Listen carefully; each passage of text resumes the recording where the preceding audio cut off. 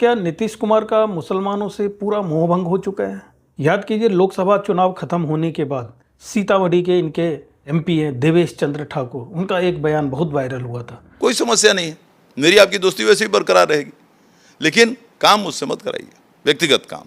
इसलिए नहीं देंगे क्योंकि हमको वोट नहीं मिलता है मुसलमानों को, हम जानते हैं। वो अपनी खानदानी आपराधिक पृष्ठभूमि के लिए इस पूरे क्षेत्र नहीं देश और दुनिया में कुख्यात रहा है। चुनाव जीतने का बाद हमारा देश में जितना भी उसामा बिन लादेन है सबको एक एक करके हमें खत्म करना है। अब हमसे सवाल करते हैं, जिसको वोट देते हैं उससे सवाल करिए, क्यों नहीं सवाल करते उससे? आप राजा आपका बोलने का अंदाज कि आप दीजिएगा तो आएंगे, नहीं दीजिएगा तो नहीं आएंगे। नमस्कार, मैं हूं नवीन झा, रिलायबल मीडिया नेटवर्क से। दोस्तों, क्या नीतीश कुमार का मुसलमानों से पूरा मोहभंग हो चुका है? इतने सालों तक तो काफ़ी मुसलमानों का वोट उनको मिल रहा था, लेकिन इस बार चुनाव में उन्होंने सिर्फ 4 मुसलमानों को टिकट दिया है। इस पे काफ़ी चर्चा भी हुई थी, लेकिन क्या ये अभी इलेक्शन के टाइम पे ही हुआ है? जी नहीं दोस्तों, ये पिछले लोकसभा चुनाव से ही ये लगने लगा था कि नीतीश का मुसलमान से मोहभंग कम होते जा रहा है। कैसे, ये अभी समझाता हूँ आपको, एग्जाम्पल देके, इसका प्रूफ देके समझाता हूँ आपको। तो इससे पहले कि मैं आगे बढ़ूँ, अगर आपने अभी तक चैनल को सब्सक्राइब नहीं किया है तो कर लीजिए, और वीडियो को लाइक और शेयर करना ना भूलना दोस्तों। याद कीजिए, लोकसभा चुनाव खत्म होने के बाद सीतामढ़ी के इनके एमपी हैं देवेश चंद्र ठाकुर, उनका एक बयान बहुत वायरल हुआ था, जिसमें उन्होंने कहा था कि मुसलमान हमारे पास काम ना कराने आए। मुसलमान ही नहीं, यादवों के लिए भी बोला था, क्योंकि ये लोग हमें वोट नहीं देते हैं। सुनिए ये बयान जो वायरल हुआ था। आए हमारे पास सुबह में, परसों सुबह में, कल ही सुबह बेचारे मुस्लिम समाज के थे। हमने कहा भाई साहब, हमको लगता है मेरे यहाँ पहली बार आए। कहाँ से पहली बार आए? हमने कहा अभी अभी वोट हुआ, उसमें निश्चित रूप से अपने लालटेन को भी वोट दिया होगा। जी सर, लालटेन को दिया। हमने कहा फिर भी आप हिम्मत करके मेरे पास आए। घबरा गए। हमने कहा किस विचार से आए? ठीक है, आप पहली बार आए इसलिए मैं आपको कम बोल रहा हूं, उनको मैंने कहा, नहीं तो मैं छोड़ता नहीं हूं किसी को। आप पहली बार आए हैं, चाय मंगाता हूं आपके लिए, मिठाई मंगाता हूं आपके लिए, और उसके बाद आपको दुआ सलाम करके खुदा हाफिज कर दूंगा। काम मैं आपका नहीं करूंगा। कोई दिक्कत नहीं है, किसी ने जबरदस्ती तुमको कहा है मेरे पास आओ, जाइए चले जाइए, कोई दिक्कत कहाँ है? What's the problem? कोई समस्या नहीं है, मेरी आपकी दोस्ती वैसे ही बरकरार रहेगी, लेकिन काम मुझसे मत कराइए, व्यक्तिगत काम। इसमें कोई शक नहीं, इसमें कोई अब कॉम्प्रोमाइज होने की सवाल नहीं। इस बयान पे काफ़ी आलोचना हुई थी नीतीश कुमार की कि मुसलमानों का वोट उनको मिलता है, लेकिन इनके एमपी ऐसे कैसे कह सकते हैं? इनके एमपी नहीं, कोई भी एमपी ऐसा कैसे कह सकता है कि हम एक समाज का काम नहीं करेंगे? उन्होंने ये कहा था कि हम आपका व्यक्तिगत काम नहीं करेंगे, सामाजिक काम जो है, जो सबों के लिए है, वो हम ज़रूर करेंगे। लेकिन आपको पता है कि जो एमएलए एमपी होते हैं, उनके पास लोकल लोग जाते हैं पर्सनल काम कराने के लिए, जैसे किसी के बच्चे का एडमिशन कराना है या कोई और तरह का काम होता है, तो वो उनके पास जाते हैं। तो उस तरह का काम कराने के लिए उन्होंने मना किया। अभी जब बिहार में इलेक्शन होने वाला है, बीजेपी प्रवक्ता अजय आलोक का एक बयान आया है, जो पहले जेडीयू के ही नेता थे, प्रवक्ता थे। न्यूज़ 24 के प्रोग्राम में उन्होंने क्या कह दिया बीजेपी की तरफ से, देखिए जरा। इसलिए नहीं देंगे क्योंकि हमको वोट नहीं मिलता है मुसलमानों को, हम जानते हैं।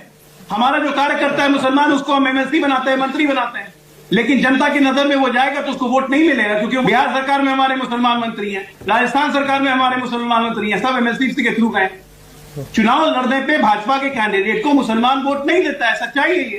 भाई तो जेडीयू ने टिकट दिया है ना, जेडीयू को हमने मना तो नहीं किया कि मत दो।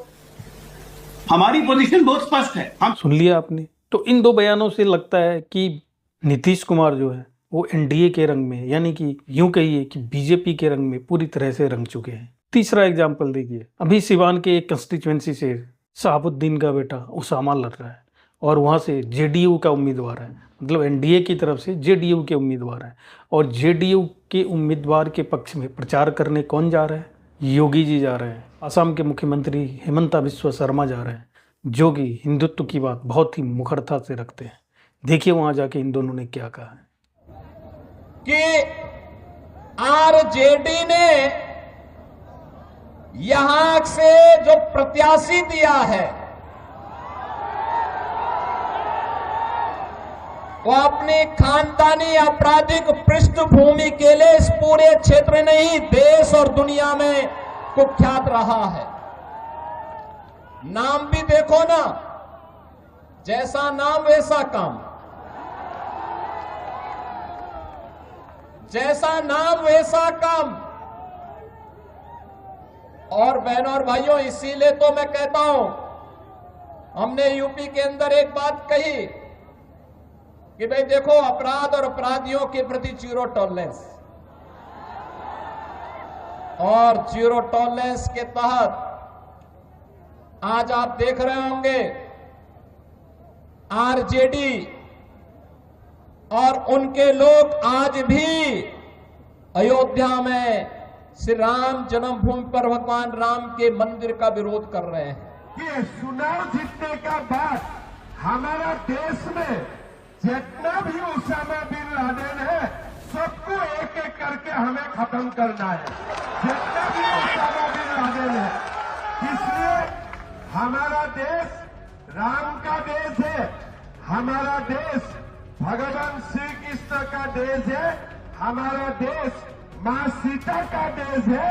ये देश कभी भी उसामा बिन लादेन का हो ही नहीं हो सकता। अब तो आपको समझ आ गया होगा कि नीतीश कुमार का मुसलमानों से मोहभंग हो रहा है।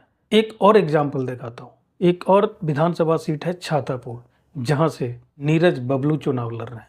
और वहाँ पे नीरज बबलू जब मुसलमानों के एरिया में गए हैं और वहाँ पे कैसा संवाद हो रहा है, सुनिए उसकी एक झलक पहले। उसको क्या नहीं बना, अब हमसे सवाल करते हैं, जिसको वोट देते हैं उससे सवाल करिए, क्यों नहीं सवाल करते उससे आप?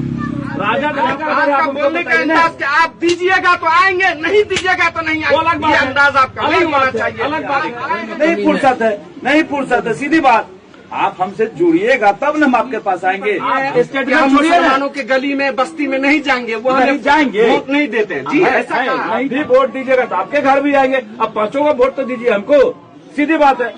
the beauty in itself. बैठिए, बैठ के In बात। India, we can see the footprints of faithfulness of Muslim in the country. बिल्कुल, बिल्कुल। This is the country where Nanak preached the people of oneness and Chishti relate the message of truthfulness. हमारा कहने का मतलब ये है कि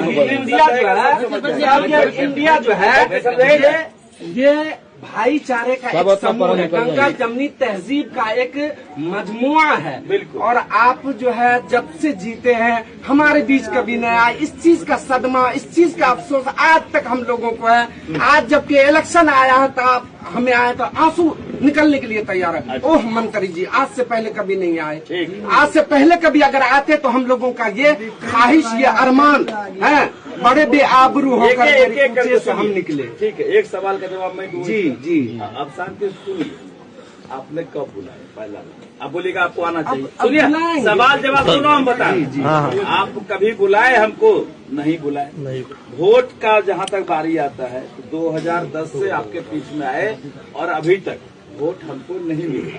पहला बात सुनिएगा, स्थिर रहिएगा। आप बोले हम सुने हैं ना? जी जी। जहाँ वोटर हमारा है, हमको वहाँ से समय बचेगा तो आपके पास भी आएंगे। सुन लिया आपने। इन सब चीज़ों को देखकर तो बिल्कुल ही क्लियर हो जाता है कि अब एनडीए में नीतीश कुमार और बीजेपी, यानी कि जेडीयू और बीजेपी अलग अलग नहीं रह गया है। दोनों की विचारधारा एक ही लाइन पे आती दिख रही है। जेडीयू जो कभी बीजेपी से किनारा करके रखती थी, साथ होते हुए भी, तो इससे क्या पता चलता है? क्या नीतीश कुमार अब मुसलमानों के पीछे नहीं भागेंगे? चुनाव के बाद क्या होने वाला है? क्या जेडीयू का बीजेपी में मर्ज होने वाला है? क्योंकि नीतीश कुमार की उम्र हो चुकी है। इस पे बहुत सारी चर्चा हो रही थी कि उनका स्वास्थ्य ठीक नहीं चल रहा है, काफ़ी चीज़ें भूल जाते हैं। लेकिन अभी चुनाव प्रचार में तो बहुत ज़ोर शोर से लग रहे हैं और उस पे ऐसी चीज़ें देखने को नहीं मिल रही है। लेकिन वो पुरानी वाली बात नीतीश कुमार में रही नहीं। तो चुनाव के बाद एकदम से ना हो, लेकिन थोड़े दिनों में कुछ ना कुछ तो होने वाला है। बीजेपी का मुख्यमंत्री होगा और तब जेडीयू की तरफ से क्या रिस्पॉन्स आता है? क्या नीतीश कुमार को कोई और जिम्मेदारी दी जाएगी? और जेडीयू का क्या बीजेपी में विलय होगा? जेडीयू का नेतृत्व कौन संभालेगा? ये समय आने से पता चलेगा।